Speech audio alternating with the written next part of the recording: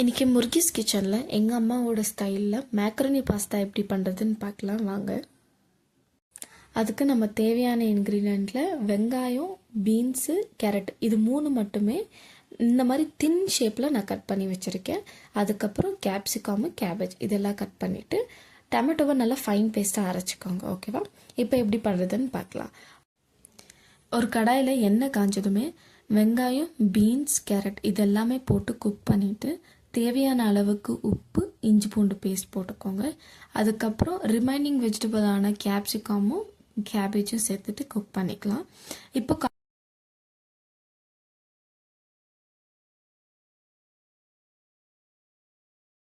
1/4 teaspoon மஞ்சள்தூள், 2 teaspoon மிளகாத்தூள் சேர்த்துக்கோங்க. இப்போது ஃபைனலாக நம்ம அரைச்சி வச்ச டொமேட்டோ பேஸ்ட் போட்டுட்டு நல்லா பச்சை வாசனை போகிற வரையும் குக் பண்ணிக்கோங்க. அப்புறம் நான் ஆல்ரெடி குக் பண்ண மேக்ரோனி ஆட் பண்ணியிருக்கேன். ஆட் பண்ணிவிட்டு பெப்பர் பவுடர் போட்டு நீங்கள் 2 to 3 minutes குக் பண்ணி விட்டு கொத்தமல்லி போட்டு சர்வ் பண்ணிங்கன்னா சுட சுட மேக்ரோனி பாஸ்தா இஸ் ரெடி.